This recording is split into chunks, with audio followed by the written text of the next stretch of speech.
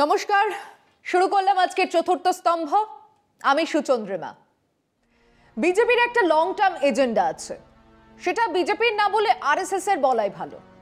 RSS এর ছাতার তলায় প্রত্যেক সংগঠন সেই লক্ষ্য নিয়ে কাজ করে। প্রথম লক্ষ্য এক হিন্দু রাষ্ট্র, যেখানে হিন্দুত্বকে মেনে সবাইকে চলতে হবে।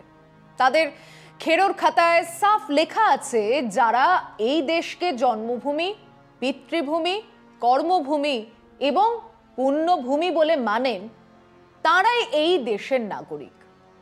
সংবিধানে কি লেখা আছে সে নিয়ে কোনো তর্ক করবেন না, কারণ আরএসএস নেতৃত্ব ইদানিং তাদের মধ্যে বিভিন্ন প্রান্তে গজিয়ে ওঠা ইন্টেলেকচুয়াল, ক্রমাগত বিষ ছড়াতে থাকা মুখপাত্ররা পরিষ্কার বলেছে, সংবিধান তো একটা অজড়, অমর, অক্ষয় কিছু নয়। এতবার সংশোধিত হয়েছে, আবার হবে। কাজেই সংবিধানে নাগরিকত্বের যা ডেফিনেশন দেওয়া আছে তা বদলাতে কি লাগবে? লোকসভা রাজ্যসভায় নিরঙ্কুশ সংখ্যাগরিষ্ঠতা, ব্যাস।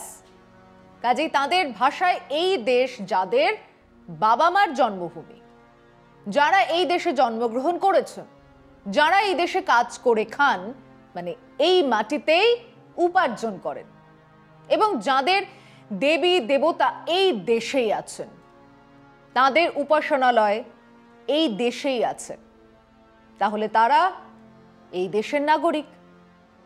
কাজে প্রচলিত অর্থে কেবল হিন্দুই নয়, শিখ, জৈন, বৌদ্ধ, এমনকি আদিবাসীরাও এই দেশের নাগরিক হবার যোগ্য। কিন্তু যারা মক্কা মদিনাকে বা বেথলেহেম, ভ্যাটিকান সিটিকে তাদের সর্বোচ্চ পুণ্যভূমি হিসেবে মনে করেন, তারা এই দেশের নাগরিক হবার যোগ্য নন। মোদ্দা কথা হলো, দেশের 20% সংখ্যালঘু মানুষ দেশের নাগরিক নন। এটা তাদের কর্মসূচি। কাজেই তারা রাম মন্দির নিয়ে মাঠে নেমেছেন, হাতে আছে কাশী, মথুরা। তারা চূড়ান্ত বৈষম্যমূলক নাগরিকত্ব বিল আনছেন। এগুলো সবই ওই প্রোগ্রাম মেনে। বা ধরুন, এক ফেডারেল স্ট্রাকচার নয়, এক কেন্দ্রীভূত শাসন ব্যবস্থা, লোকসভা, রাজ্যসভা ইত্যাদি নয়, এক রাষ্ট্রপতি শাসিত দেশ। তার হাতেই থাকবে সর্বোচ্চ ক্ষমতা, বাকি সব দুদুভাতু। এটা তাদের অন্যতম এজেন্ডা। কাজেই তারা এক দেশ এক ভোটের স্লোগান দিচ্ছেন। তাদের সরকারে একজনই আছেন, ওই নরেন্দ্র মোদী। তাকে ঘিরেই আবর্তিত হচ্ছে তাদের রাজনীতি। বা ধরুন, এক জঙ্গি জাতীয়তাবাদ, আমরাই সেরা, ঘর মে ঘুসকর মারেঙ্গে, ফলাফলও হাতে নাতে। একজন পড়শির সঙ্গে সম্পর্ক ভালো নয়। এক ছোট্ট দেশ মালদ্বীপ, সেও আমাদের বিরুদ্ধে। শ্রীলঙ্কা, বাংলাদেশ বা নেপালের সঙ্গে চীনের সম্পর্ক আমাদের থেকে ভালো। পাকিস্তান, চীনের কথা তো বাদই দিলাম। কিন্তু এইসবই হলো আরএসএস এর আদর্শগত অবস্থান, যা বিজেপি সমেত আরএসএস এর ছাতার তলায় থাকা প্রত্যেক সংগঠনের আদর্শ। কাজে বিজেপি এই এজেন্ডাগুলোকে, এই ইস্যুগুলোকে ধরেই চলছে, এবং তার বাইরে তার অন্য এজেন্ডা হলো ক্ষমতা ধরে রাখা, ক্ষমতার পরিধিকে বাড়ানো। 24 ঘন্টা বিজেপির সর্বোচ্চ নেতা নরেন্দ্র মোদী থেকে শুরু করে গোটা দল এর জন্য কাজ করে যাচ্ছে। দেশের যতদিন একটাও বিরোধী রাজনৈতিক দল থাকবে, একজনও বিরোধী এমএলএ বা এমপি থাকবে, ততদিন এইভাবেই কাজ করবেন তারা। ফিরছে একটা বিরতির পর, সঙ্গে থাকুন। এই সংসদীয় কাঠামোতে নির্বাচন লড়তে পয়সা দরকার, আর পয়সা মানে সেই কোটি কোটি কোটি টাকা এমনি এমনি আসবে না। বিজেপি এই ইলেকশন ফান্ডিংকে ম্যানেজ করার জন্য 3টে ব্যবস্থা নিয়েছে। প্রথম হলো ইলেকশন বন্ডের যাবতীয় নিয়ম নিজেদের দিকে নিয়ে গেছে।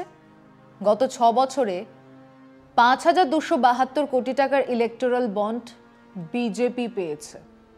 কংগ্রেস পেয়েছে 952 কোটি, মানে 5 টাকা বিজেপি পেলে কংগ্রেস 1 টাকা পেয়েছে।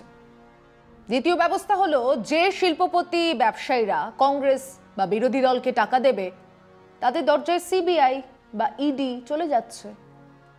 Message is loud and clear. ওদিকে টাকা পাঠালে ব্যবসা বন্ধ হবে, জেলে থাকতে হবে। এরপরেও বিভিন্ন উপায় কিছু টাকা বিভিন্ন রাজ্যে ক্ষমতাসীন বিরোধী দলগুলো জোগাড় করার চেষ্টা করছে। তাদেরকে তো নির্বাচন লড়তে হবে, এবং বলাই বাহুল্য সেসব উপায়ের বেশিরভাগটাই গোলমেলে, বেআইনি। সেসবের দিকে কড়া নজর রাখছে বিভিন্ন এজেন্সি, ইডি, সিবিআই ইত্যাদি। সামান্য কিছু পেলেও জেলে পুরে দাও। চোর চোর চোর প্রচার তুঙ্গে। লালু চোর, তেজস্বী চোর, স্টালিন চোর, শরদ পাওয়ার চোর, উদ্ধব ঠাকরে চোর, অখিলেশ চোর, মায়াবতী চোর, হেমন্ত সোরেন চোর, মনীষ সিসোদিয়া থেকে অরবিন্দ কেজরিওয়াল চোর, মমতা অভিষেক চোর। খেয়াল করে দেখুন, সঙ্গে নেই তেমন বিরোধী নয়, আবার বিজেপিও নয়। ওড়িশার নবীন পট্টনায়ক বা অন্ধ্রাতে জগন রেড্ডিকে কিন্তু এই ব্র্যাকেটে রাখা হয়নি। তারা সরাসরি বিরোধিতা করলে কিন্তু এতদিনে তাদের জেলে পড়া হতো। এর ফলে একটা আনইভেন প্লেইং ফিল্ড তৈরি হচ্ছে, অসমান লড়াই। বিজেপি কোটি কোটি টাকা ইলেকটোরাল বন্ড পাচ্ছে, তাদের নির্দেশে টাকার থলি পৌঁছে যাচ্ছে দপ্তরে। ইডি বা সিবিআই নেই, ব্যবসায়ীরা তাদের টাকা দিয়ে নিজেদেরকেই ধন্য মনে করছেন। অন্যদিকে বিরোধীরা শুকিয়ে মরছে, নির্বাচন লড়ার ফান্ড তাদের নেই। দ্বিতীয় অস্ত্র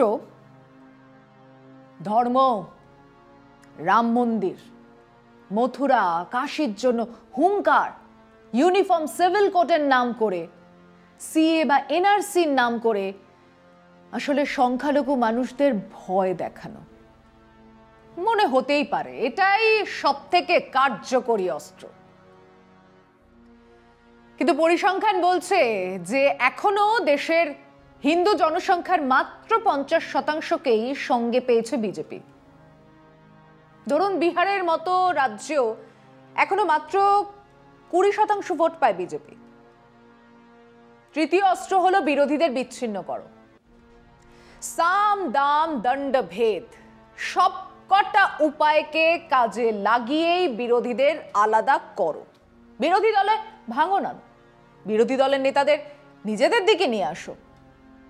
ধরুন গুজরাট, যা নাকি নরেন্দ্র মোদীর রাজ্য, যা নাকি জনসংঘের পুরনো জায়গা, সেখানেও হার্দিক প্যাটেলের মতো পাতিদার নেতা, যিনি কংগ্রেসে গেলেন শুধু নয়, টিম রাহুলের একজন হয়ে উঠলেন। দলিত নেতা অল্পেশ ঠাকুর, রাজু পারমার এখন বিজেপিতে। কংগ্রেসের টিম রাহুলের জ্যোতিরাদিত্য সিন্ধিয়া, হিমন্ত বিশ্ব শর্মা, আরপিএন সিং, মিলিন্দ দেওরা, অশ্বিনী কুমার, সুনীল ঝাকর, জিতেন প্রসাদ, অনিল অ্যান্টনি এখন বিজেপিতে। কেবল কংগ্রেস নয়, এ রাজ্যে তৃণমূলের তরুণ তুর্কি শুভেন্দু অধিকারী এখন বিজেপির সবচেয়ে বড় ভরসা। মহারাষ্ট্রের একনাথ শিন্দে বা অজিত পাওয়ার, প্রত্যেক দল থেকে ভাঙানো হয়েছে উচ্চাকাঙ্ক্ষী নেতাদের। এরাই হয়ে উঠেছেন বিজেপির বিরাট শক্তি। জ্যোতিরাদিত্য না থাকলে মধ্যপ্রদেশে বিজেপি ক্ষমতাতেই আসতো না। এ রাজ্যে শুভেন্দু অধিকারী সরে গেলে বিজেপি আবার 14-15% ভোটে নেমে যাবে। মহারাষ্ট্রে মিলিন্দ দেওরা সামনের লোকসভা ভোটে বড় ভূমিকা নেবেন। ফিরছি আলোচনা বিরতির পর, সঙ্গে থাকুন। কেবল দল ভাগানো নয়, কারণ সেসব করেও শান্তিতে ছিল না বিজেপি। তাদের নিজেদের হিসেব বলছিল অঘটন ঘটে যেতে পারে। দক্ষিণে কর্ণাটক, বিহার, মহারাষ্ট্র এবং বাংলা মিলিয়ে 40-45টা আসন কমে গেলে নিজেদের একক সংখ্যাগরিষ্ঠতা চলে যেতে পারে। বিরোধী জোট তৈরি হওয়ার ফলে তাদের এই হিসেব নিয়ে মাথা ব্যথা শুরু হয়েছিল। কাজেই ইন্ডিয়া জোট, ঘামান্ডিয়া জোট, ও তো কেবল সুযোগ সন্ধানীদের জোট, ওই জোটের মুখটা কে ইত্যাদি বলার পরেও তারা প্রথম সুযোগেই ইন্ডিয়া জোটকে ভাঙার চেষ্টা চালাচ্ছিল। পেয়ে গেল নীতিশ কুমারকে। বিজেপি ভালো করেই জানে যে নীতিশ কুমারকে দলে আনলে বিহারের মানুষ সেটা ভালোভাবে দেখবেন না।